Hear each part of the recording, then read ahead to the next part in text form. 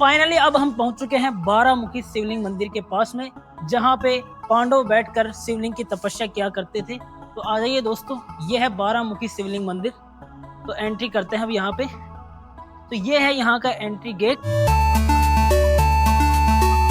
तो हाल ही में हम पहुंच चुके हैं विराटनगर की एक ऐसी जगह पर जहां पर माना जाता है कि यहाँ पे पंचखंड पर्वत पर हनुमान जी का एक ऐसा मंदिर है जहां पे वानर रूप में इनकी मूर्ति नहीं है, एक इंसानी रूप में इनकी मूर्ति विराजमान है। और ऐसा भी कहा जाता है कि यहाँ पे पांडवों ने जो 13 वर्ष का अंतिम अज्ञातवास था वो यहाँ पर ही व्यतीत किया था उन्होंने। तो अपन चलते हैं सामने उस मंदिर की ओर। वहां पे है भीम गुफाएं, भीम गट्टे, हनुमान जी का मंदिर और 12 मुखी शिवलिंग भी यहाँ पे बताया जाता है। आ जाइए आपको दिखाते हैं ऊपर।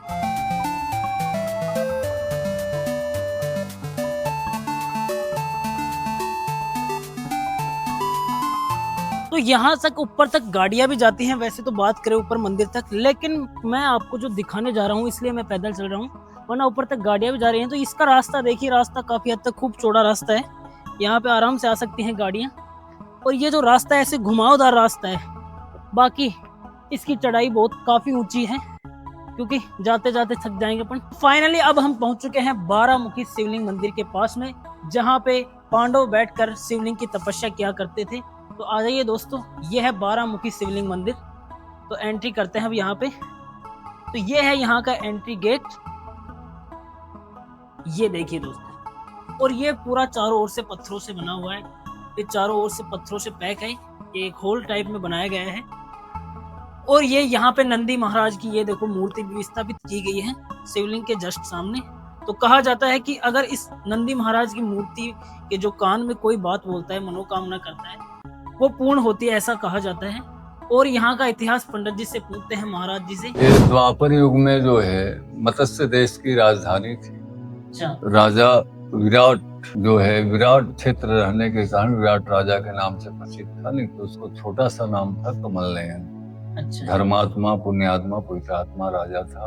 अच्छा। और वो यही से संचालन करता था। क्षेत्र बड़ा था, इधर भरतपुर तक, इधर जोधपुर तक, इधर गुड़गांव जो है अभी वो गुरुग्राम, द्वापर युग में गुरुग्राम था। युद्ध क्रीड़ा में जब 5 पांडव हारे थे, सत्य लगा था कि 12 साल का वनवास और 1 साल का गुप्त अज्ञातवास अगर देख लिए जाओगे तो फिर से 12 साल का वनवास होना पड़ेगा।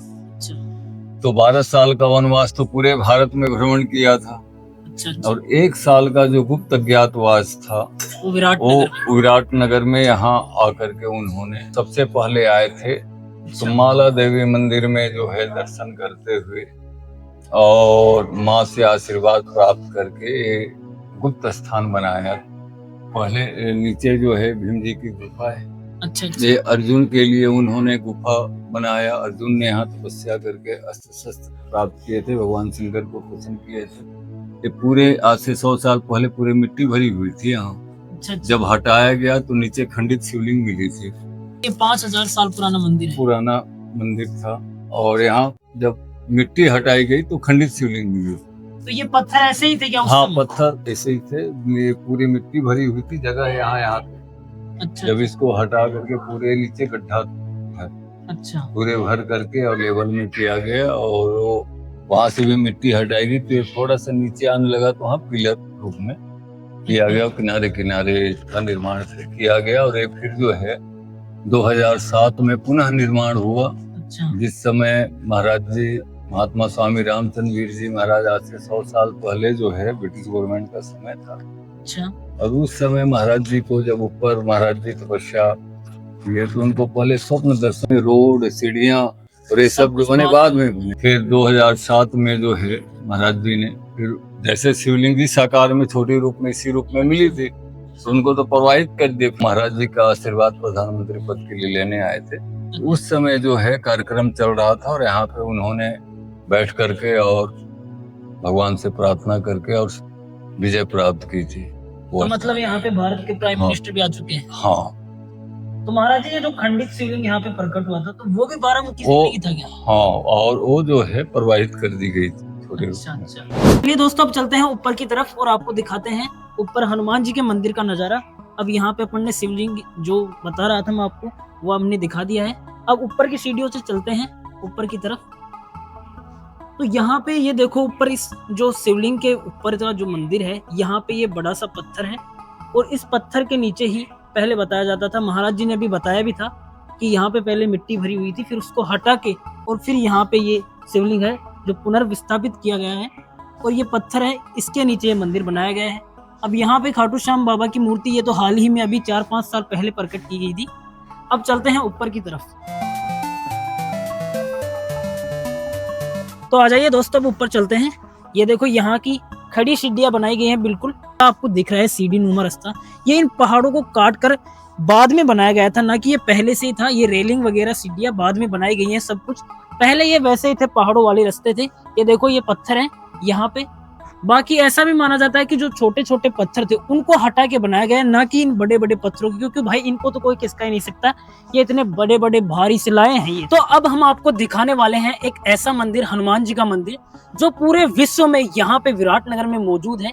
यहाँ पर ये जो हनुमान जी की मूर्ति है, जो वानर रूप में न होकर इंसानी रूप में यहाँ पे हनुमान जी का मंदिर बनाया गया है और यहाँ पे प्रकट हुई थी, क्योंकि हनुमान जी यहाँ के जो संत महात्मा थे रामचंद्र वीर स्वामी जी, उनको ये सौपन में दिखे थे और तब उन्होंने यहाँ पे मूर्ति स्थापित की थी।